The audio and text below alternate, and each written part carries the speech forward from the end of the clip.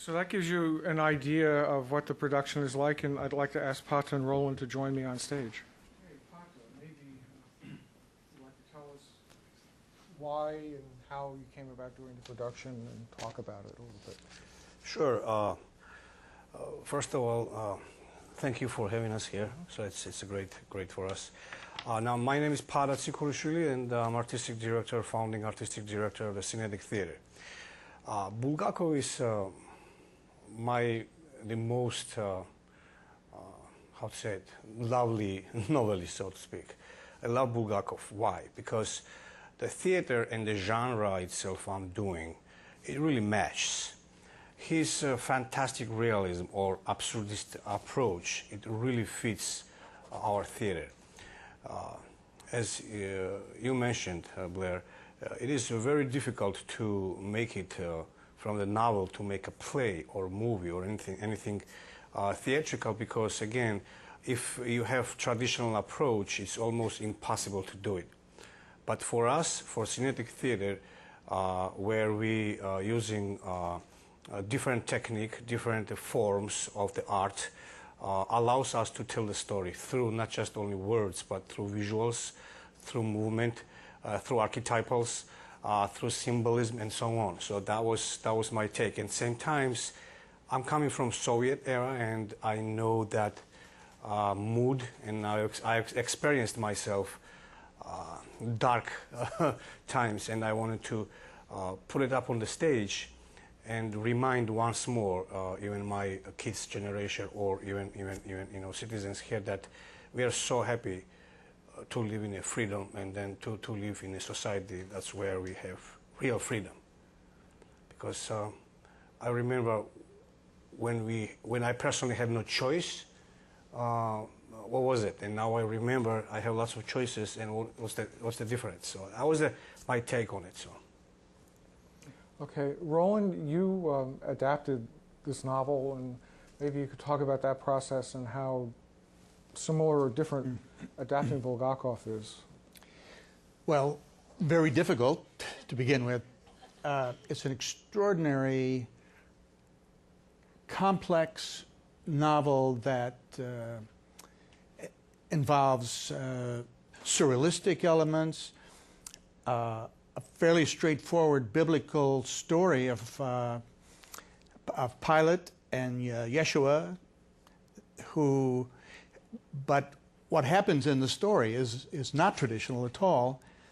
And then there are the people of Moscow who are represented in through the literature, through the literary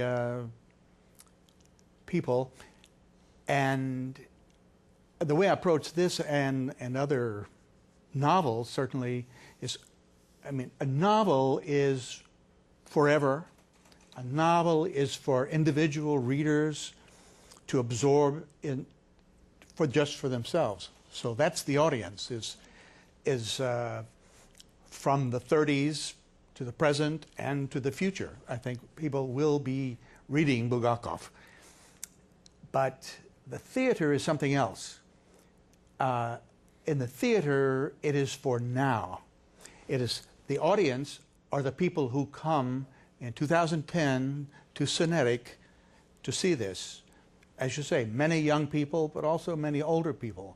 Cinetic has an audience of Russians, Georgians, and people from other countries, as well as Americans of all ages. We are all now the post-Cold War generation. That's who we are. That's who I am when I approach this novel. And so that's who the production is for. And so I try to find from the novel the things that touch us now, as well as the things that touched him that we hope to together to bring for us, so we can see it now, but it is for this generation from a generation that's very different in many ways, but not entirely when you look around the world. So I try to find what is current for us, what is as truthful as possible to Bulgakov, but I mean, we're into truth rather than accuracy, which is what the arts do. Mm-hmm. And but also, we do a play in about 90 minutes to 120 minutes. To read the book would probably take 12 years to read it aloud. And so we have to select the things that connect to what we feel is most important in the novel, but also what is also has the best dramatic potential to reach the things that we can't say, but still communicate the feelings and the concepts that are there. I also have the advantage that I've worked with Paata for many years, writing many plays for him, and I also am acquainted with most of the actors there, and I've written for them before. So unlike most playwrights, I have a theater, a live theater to write for. Mm-hmm. Voices that I know, that I hear, and sensibilities. I also write a fuller script than I expect to be produced, because Paata takes what I write and he then takes from his perspective as a director of this very unique professional theater, and he finds the things that he can best communicate through my writing with his knowledge of the full novel as well. And then he finds the images and chooses the actors to best make it dynamic and real and Bulgakov and current. So, and he does it beautifully. Paata, I'm going to come back to you in a second, but Roland, do you find writing for Synetic is different than writing for other companies, and if so, how, and if not, why not? It is. One thing, again, I know the people. I know Paata's way of working, and I also know that it's going to have far fewer words that I'm going to write. But I give him a lot of selection to choose from, and then I trust that he will take what is needed to then furnish what he does best on top of it. And unlike most playwrights, and unlike my writing for other theaters, I want him to take what is right for that company to do it, because he knows the full story very well, and that I have to trust that he will take that and run with it and make the changes that fit best this company for this production right now. And that, I mean, that is the essence of theater, is the right now. It's just now. The next generation won't see this production. The way they will see a movie reflecting this time, but not their own time. Mm-hmm. So the theater reflects what's happening today, for us, now. And so more than that, we only expect to live in their hearts of the people who see it. Paata, this is actually a good lead-in to my question for you. This is the second time you've had a production of Master and Margarita. I guess the first time was 4 years ago, 5 years ago? We did 04. 4. Did you want to say something differently now about the work than you did then? And if so, how has your perspective on the work changed? Well, first of all, I think I did a better job now adapting a play. I shortened it. It was a longer version. It was, I would say, it was extra information in it for Americans' audience, because there was some scenes that I don't think people will understand. Maybe just to me, it's a cultural issue. So I cleaned it up, and it's more complex. It's more easy flow story. It's dramaturgically it's more correct, and the visual storytelling it's also very supportive with the text. And the fusion really happened much better this time. Mm-hmm. It's a totally different script too. It's a different script too. Yeah. Now, part of the challenge, obviously, is putting on a play that will be accessible to an American audience. we've talked about you have an unusual audience in that there are a number of Russians and Georgians and people who know the Soviet experience, but really the core of the audience, particularly here, are people who don't know that. And I was struck, you seem to take the ball scene and turn it into the Night of the Living Dead, or I think they use the word zombie in the post-review. But what about the story do you think is difficult for Americans to understand? Well, first of all, it's always difficult when something comes from different culture and you are not connected with. And I wanted to make sure that whatever I put on the stage, it flows for everybody. To be honest, first what I found through experience, most difficulty is to put up something on the stage which has humor and a comedy on it. For example, I always say that when I see somebody's putting face in a cake, everybody's laughing, and I'm like, why are they laughing? So it's cultural difference. So, or if I say something and I start laughing myself and nobody's laughing, I'm like, right. So, and that throughout my experience, I've been in Germany, in French, throughout Europe. I was touring around, and I noticed that whatever Germans hated, French loved it. So, and but the thing is, like, it's only about humor and the comedy. But when we talk about the pain, blood, tragedy, it's all same. It's like every nation is unified. Mm-hmm. And throughout that, what I try through this play, I try to make it more dark humor, and then I brought into play circus elements, that which makes more light and same times becomes more ironical. And I think also my experience being here 17 years, also I've learned something. So, and I think that helped me a lot. Mm-hmm. And how different is this production for you since you're actually starring in it? Do you find it easier or more difficult to direct yourself? Well, it's a tricky question. It's always difficult to put myself on the stage and same time stay outside and direct the show, especially lately because there is much more demand. Now I have lots of great actors, and it makes me sometimes wonder, do I need to be on the stage? Maybe not anymore.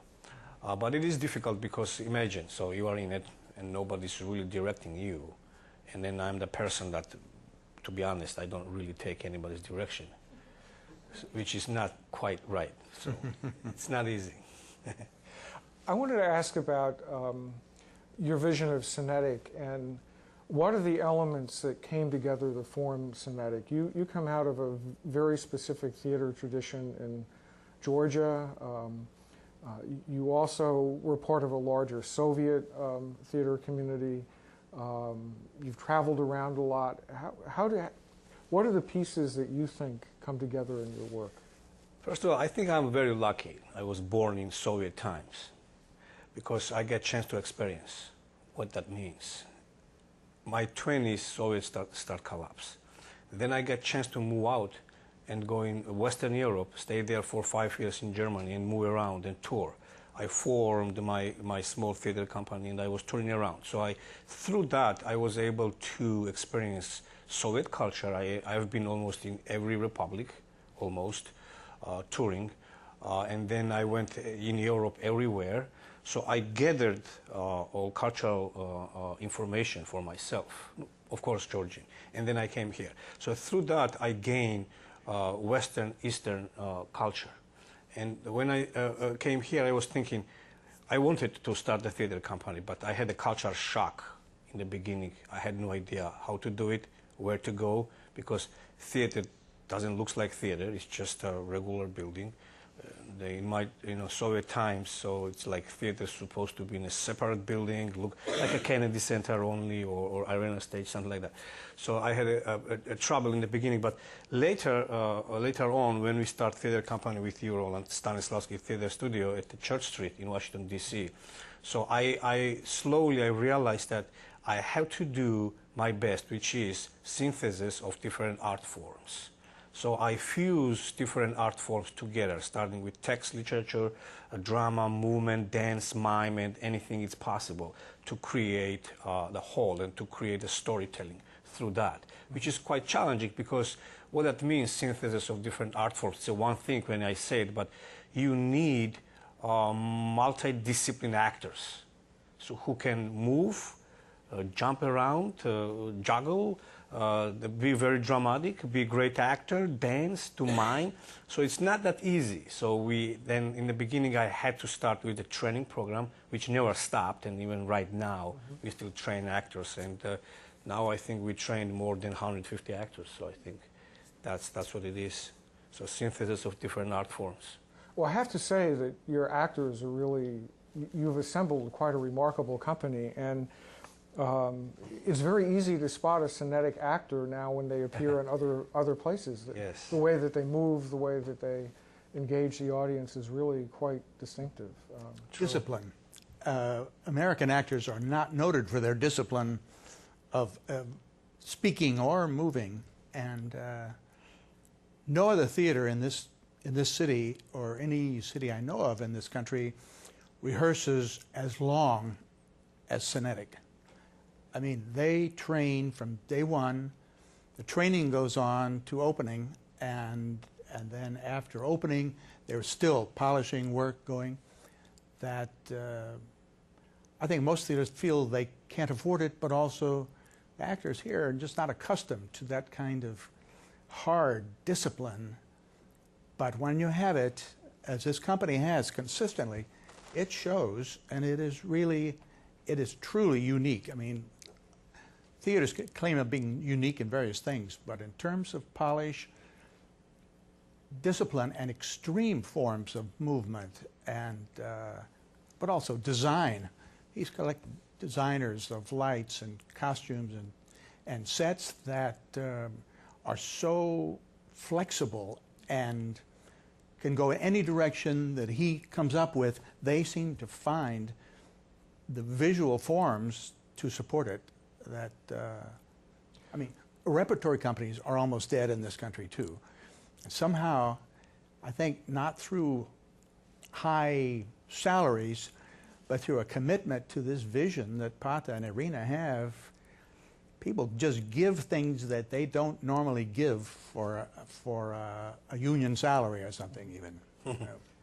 Roland, this leads into the question I wanted to ask you. When you think of Cinetic, basically the same question I asked Paata, where do you see Cinetic coming out of? What are the elements that you think of when you think of Cinetic, coming from the broader theatrical experience? There's no model for it, but as he says, it's very true that he has taken, I mean, all theater uses movement, voice, literature, Music, and painting, sculpture, music in their work, but all those things are normally subjugated to spoken language, and what he's done is give, if not equal value to each of them, primary value to each of those,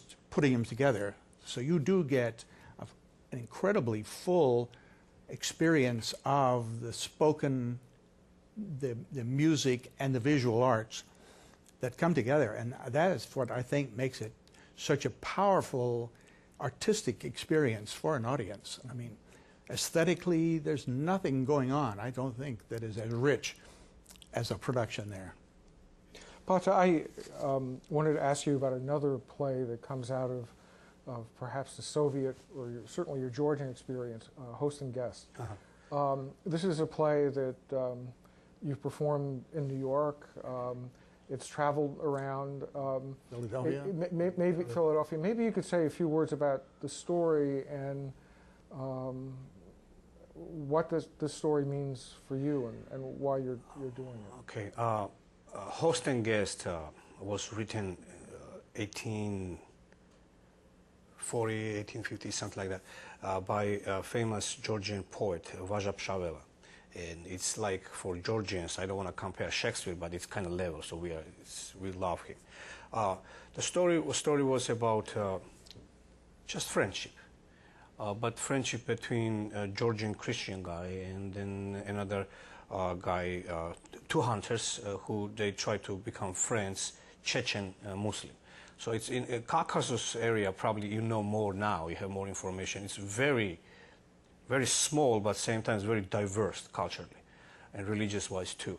So, and that's why probably throughout the history we have so many problems, and still we have a problem to be each other's friends. And so the play was about friendship.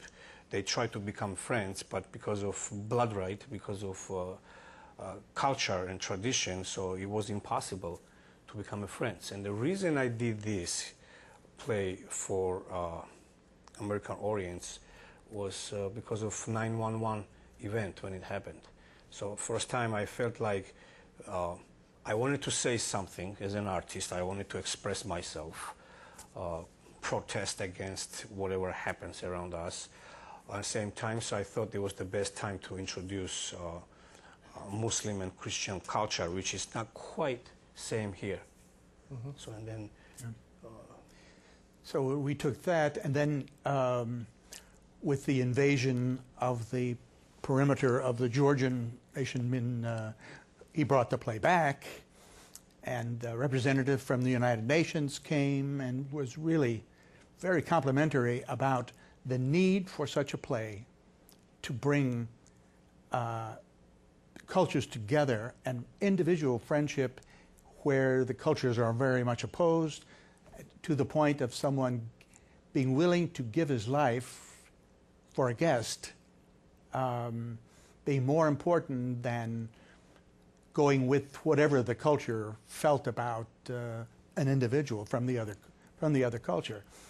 And so it became especially coherent at that time. That was different from the first time we did it, where it didn't have this immediate crisis going on.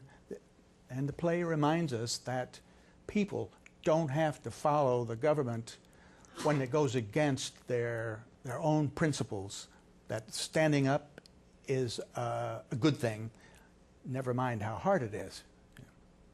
What I also saw, in, particularly in the second production, is the fact that there were two competing cultural norms within each of the characters, and one was the hatred of the other, but the other was the need to be a good host and the need to be a good guest, and that the conflict wasn't just between these individuals in a larger community, but it was also within themselves. Yeah.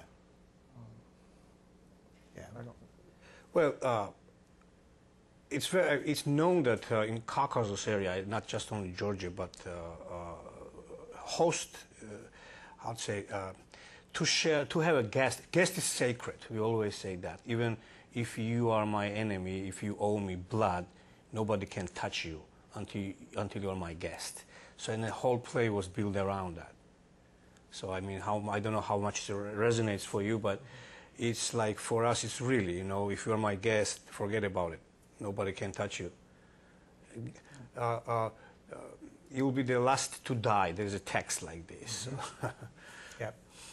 I will open it up in a second, but I want to ask what is in the future. Are there, and also, are there American plays that you feel drawn to and compelled to produce?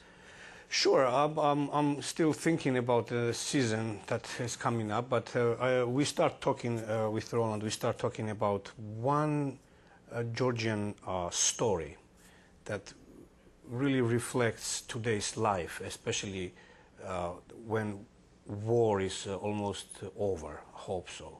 So, and there is a known movie from story. There was a movie made by a Georgian director like many years ago. So it's about father of the soldier. So I don't want to tell the story in advance, but it's really a unique story about you know, the kid goes in a war, and family receives a letter that he's wounded, and father decides to visit him in a hospital. And he goes, and the story begins that he never found him in a hospital because the war involvement. And son get, he recruited, he recovered, and then he's back to fight. And then he was not able to find him, and he becomes warrior himself because of the circumstances that he's facing. In the very end, he finds him.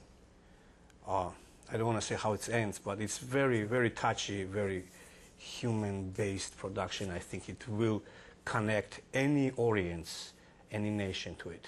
So I think that will be the next hour collaboration to bring something from Georgia. We're doing Don Quixote, a different script of Don Quixote next summer as well. And you've got another Shakespeare coming next. King Lear, yeah. King Lear, which is an incredibly tall order.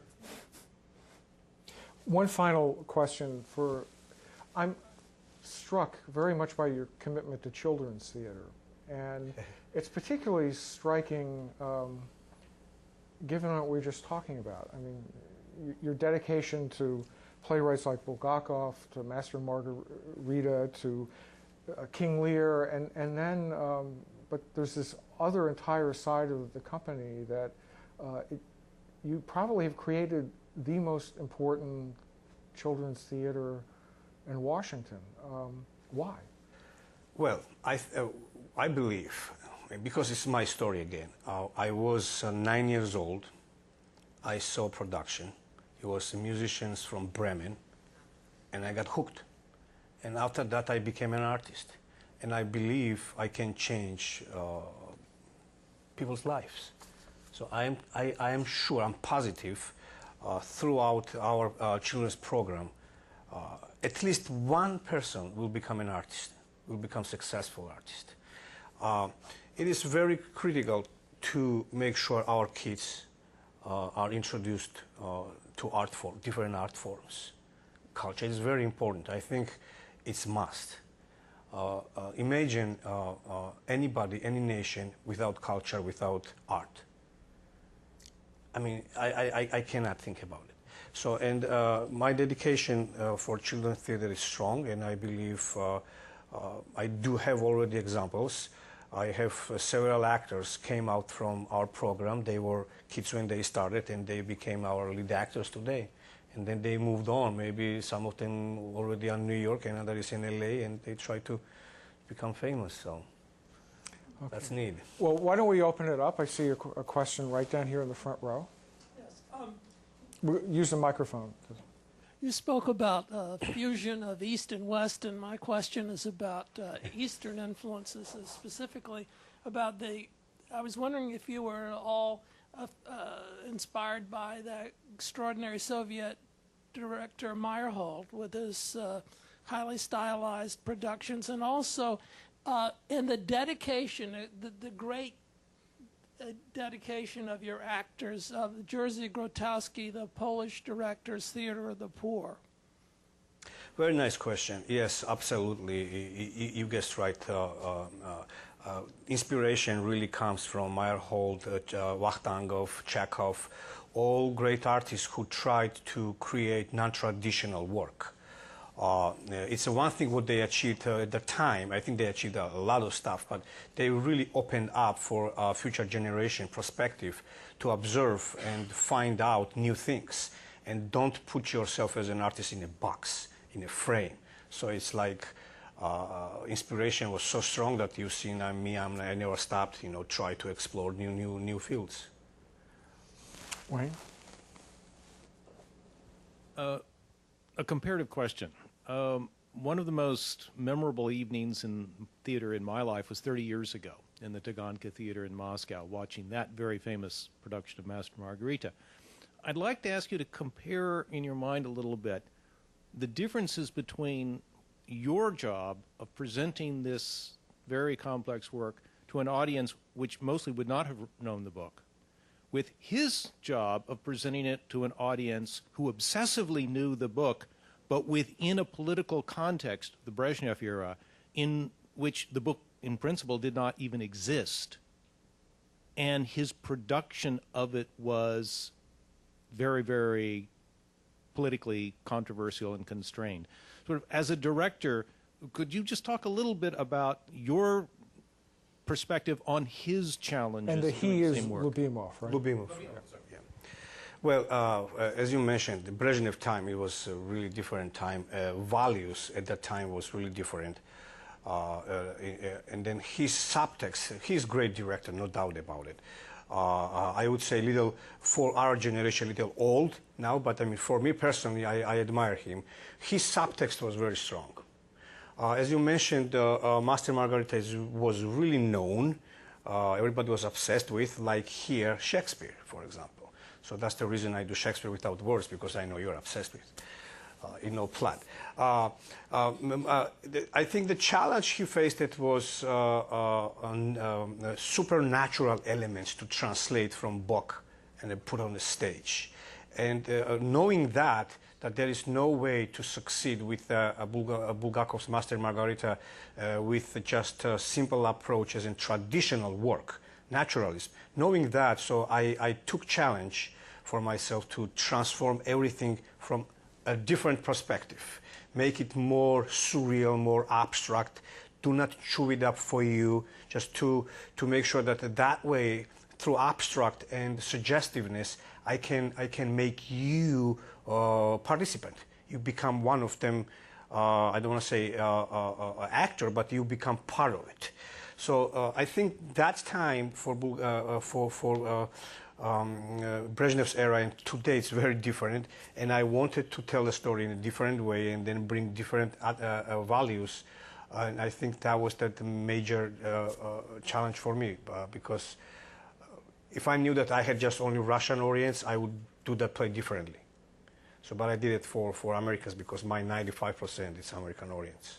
Well, that's actually one aspect of Lubimov that's very interesting. He was such a powerful figure. Well, he's still alive. He's alive. Such a powerful figure in Russian and Moscow theater, and he would go to Budapest, and he had great impact in Budapest. But there was a time when he actually came to the U.S. and he did a production at Arena Stage that didn't really travel very well, as I recall. And I loved it, but a lot of people were turned off by it. yeah. But he was doing this abstract thing too, with all the doors and so forth. Yeah, it was fantastic. Well, I think again, I was able to experience myself Western culture. And then even when we're talking about abstract things, I have to know what means abstract for you. I know what means abstract for our people. I mean, for Soviets, it's different. It's different. And if you don't keep that in mind in advance, it's hard to succeed. I think that's why he had a hard time. Mm-hmm. Okay, Thomas, then Boris, and then we'll go here. So Thomas, you're next. My name's Thomas. My name's Thomas Grindley.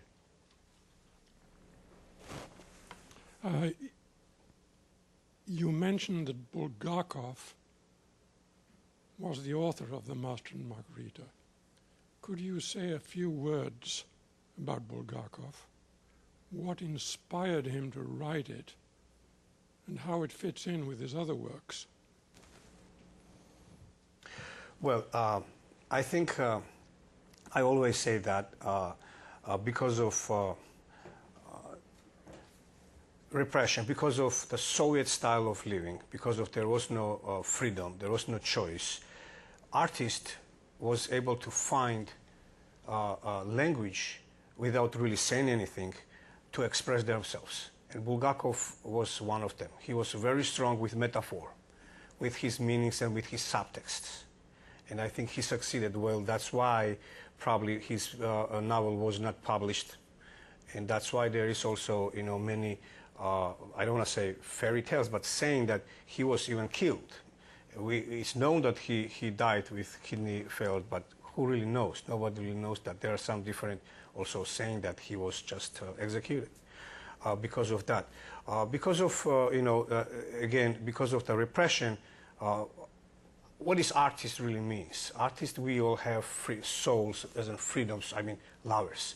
And it was also impossible to express yourself at that time. But again, that's why probably my approach as a surreal and abstract is strong, because I was able to find the way to tell you a story not directly, with a different way about against the government or against the situation around your country. So how different is his work with his other works? I think quite different, but I think he remained with his lovely style to stay in a super realism, to say it, supernaturalism, if that makes sense. His connection with this play, with this novel, though, too, is he himself burned his manuscript, the first version, and then a few years later wrote another one, and then I think 4 different times revised it, because apparently of experiences he was having as the Soviet Union was changing, at least for some reason, that must have been personal as well, is he kept revising until I think the last one he finished 4 days before he died. So he obviously had a very personal connection with this story. And it's very true. Well, that's why probably it was my inspiration when I did the role of Bulgakov and Master. It for me became same. It's really like, for me, it's like him. Boris Lon, and then we'll go back up there. Okay, I have 2 questions to Paata. There is a theory that some directors like smart and clever artists, some don't.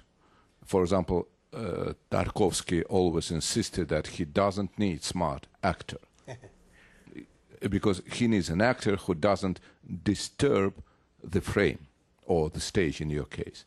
Do you like smart actors? That's the first question. Then a very famous current living Russian psychologist, Zinchenko, he said that in 1966, when the novel was published in the Soviet Union, it taught Soviet people how to laugh. So in dark ages of the Soviet time, it taught how to laugh. So I suspect that you have very good sense of humor. What's your very favorite joke about one Armenian, one Azerbaijani, and one Georgian when they meet?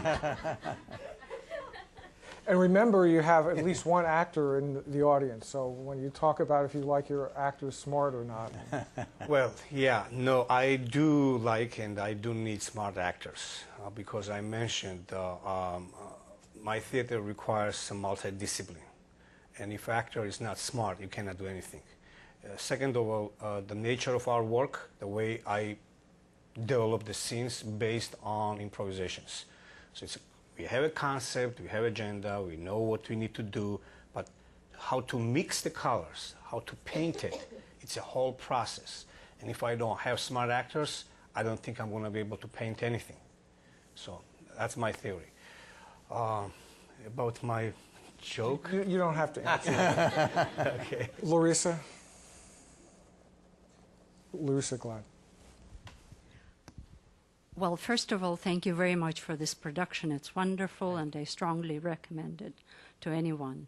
My question is, whose idea was it to portray Roland as Lenin and not Stalin, and why? Very, very good question. I don't know if you remember, but in the trailer, and maybe at the very end we'll run the trailer again, but yeah, Roland does have a striking resemblance to Lenin. It's just accident. you had that actor. I had that actor, and when I started thinking about Master and Margarita, I was like, it's like probably Stalin, but there was nobody to make it look like him. Maybe myself, but I wanted to play a master. So, but yeah, Armand has. I mean, he's a copy of Lenin. And then, if you notice in the beginning, when they arrive in Moscow, I mean, the devils arrive in Moscow, he lies down, and the set pieces itself looks like mausoleum. So, and for me, it was the parallel. It was, Lenin's tomb. yeah, yeah. Do you think it changes the story at all? I think it does because, you know, again, visual storytelling is quite different. And it can change the perspective immediately. If, for example, he looked like just a regular guy, you would read Roland's character very differently. It gives him depth, you know, it has something. Yeah, and he was the head and not the hammer. Yeah. Too. And I think this play is about the head, the sophistication of this Roland is incredible. Yeah. Yeah. Right here, yes. And then maybe if somebody can tip off the booth that we may want to run the CD at the end. Alex Van Os. Hello, Paata. Hi, Alex. I need a pep talk. I'm a traditional guy. I still use a fountain pen. Everyone else is using iPad Touch. I used to work in National Public Radio. Now it calls itself NPR, trademark. And my question, the pep talk I want is, we're now in the 21st century. Do we really need theater now? Shouldn't you become another digital platform? Very nice question. Well, let me remind you. So I have degree in acting, and I have degree in film directing. So technically, instead of me following digital art forms, I jumped from the screen on the stage. And I believe live theater is very important. Very important. And I believe no matter how digital world will progress, live theater always will remain important. Why? The reason why? I think, first of all, life experience is very different. When you go in the movie, you're watching the movie, your experience is quite different. When you're watching a live show, your experience is quite different. Why? Because you directly are connecting with actors' emotions. So in a house, there is an energy exchange going on. There is an invisible connection is going on that you cannot experience that in a digital world. It's very different. And I'm not saying I don't like digital world. I love digital world. Maybe one day I will produce something for it. But I still believe that this connection is very important. It is very important. How do you feel the digital world and the existence of that world is changing what you do on stage? Well, it really influences me. If you've seen my previous production of, well, which one I'm talking about? Oh, right, Othello. I used multimedia. So, and because of technology, I was able to find a projector like this big. And I was able to project from actors without any connecting, and it was amazing. And learning that projector, I got an idea how to tell the story and how to use it, how to incorporate into storytelling. So digital world is also very important.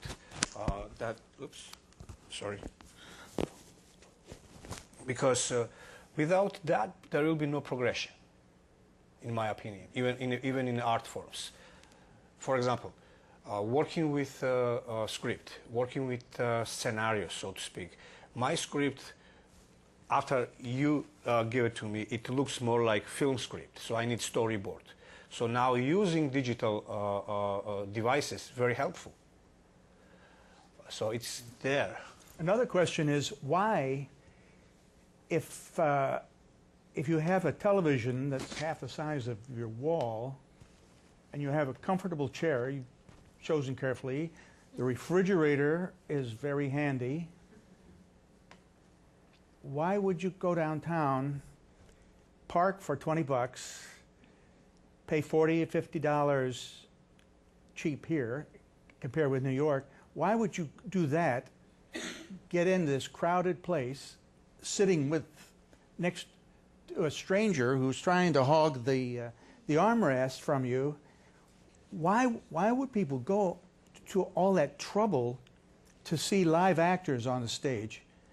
I think part of it is having a live person there isn't a kind of an immediate thing, but also having people around you crowding in to experience it with you changes your experience. I mean, believe me, I have a friend who's a theater architect in London, and all over England, Belgium, Canada, people are tearing down those 1960s concrete marvels where they had huge leg room.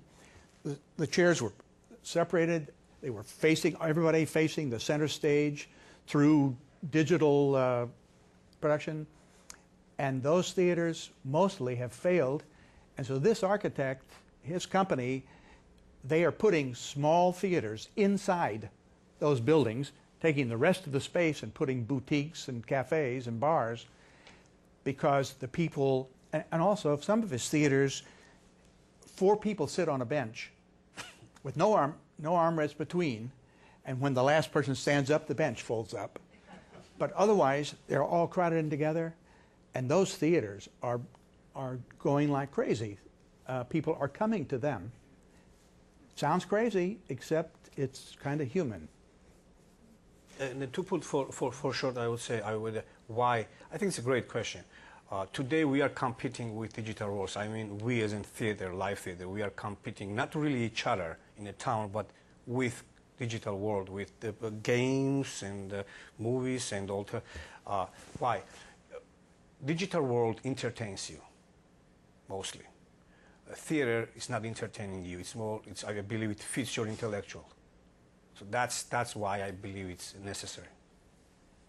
I have to say, I've talked to some young folks who have gone to see your productions, in part because of your Halloween ball, and in part because it's kind of cool and it has a good vibe about it. And they've discovered the points that you're making, that live theater, like a live music performance, is just different. It actually may not be as perfect as what you can hear now or on your iPod. On your headphones, well, but yeah. It's a very different experience. It's it has immediacy. Very true. I mean, influence is right here. So we are using on the stage digital effects, but live. What that means? Slow motion, fast motion, choppy, creating pictures. Like my influence from Charlie Chaplin is great. I mean, his style of storytelling, it influenced me. So there's a connection. I don't know.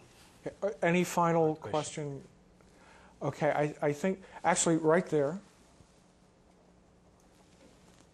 Paata, I want to thank you, first of all, for being on the theatrical scene in Washington for so long. I have been watching you and Irina since you started with Andre. And thank you. I am very glad for all of us here that you were with us and you were able to bring up such a great company, such good performances. And referring to what you said, that most of your audience is 95% Americans, I'd like to speak for the 5% that you left for the Russian speakers. The question would be, for the audience that have seen the plays at the Taganka Theater and other productions, as you know, how would you address the audience? Why should they come and see this production? You mean just 5% we're talking about? To the 5%, yes. Well, first of all, I try to really promote in Russian community, because I believe Bulgakov is beloved one, and a new generation of Russians, of Georgians, of Ukrainians, or any other Soviet people, so to speak. Same way, like my kid has no clue, no idea about Bulgakov, about culture, about communism, about the values that we were talking about. My approach is like just to introduce them and why they should see it, because this is something that they cannot see it anywhere else, to put it simply. And also it introduces to them the greatest knowledge of the past, so to speak. For example, I always try to explain to my kid, he's 19 years old, who was Lenin. For me, it's like, means a lot. What was the Soviet time? It means a lot. I know your generation knows Soviet times, because in a school probably you were practicing how to hide under table if there was a nuclear attack, but today nobody really knows. And working with the young actors, I had a hard time to explain what was Lenin, what was agenda at the time. So I wanted just simply to express myself, like to introduce them, to say that it is really blessing to grow up in a freedom society. Just so simple. And they're not just learning it, they're experiencing it as far as can be done anymore in time past. I don't want to prolong this too much longer, but this actually, the reference to the Washington theater community, in general, I think Washington audiences get the rap that they're unadventurous. Not conservative, just unadventurous. I know musicians who complain about this. How would you characterize the Washington audience? Audience? I think we have great audience, no doubt about it. They appreciate art. Compared to New York, I mean, we are competing with New York. We produce almost same amount of productions like New York is producing. So what that means? It means like we have theater angels who's funding our productions, who's supporting us, and then also we have audience who's coming and buying tickets. We get the adventurous audience. And we get people who come over and over again, the season ticket holders who always come here.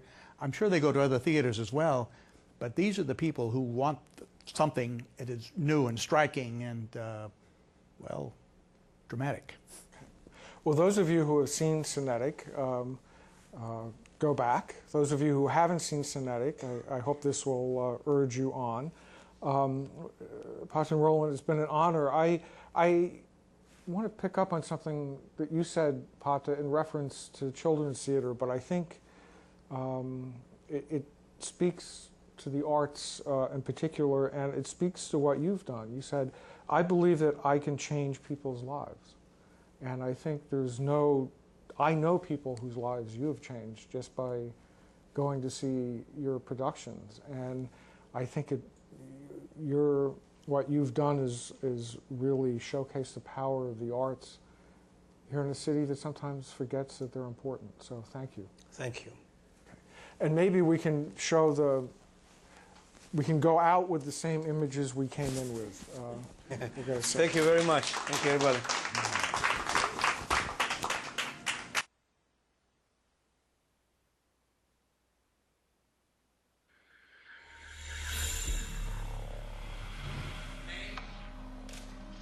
He's a master. And yours? Margarita.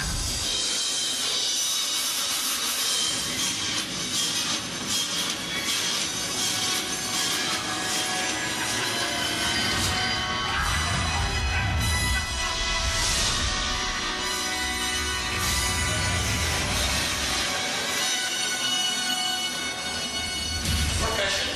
Shall we say occult specialist and black magic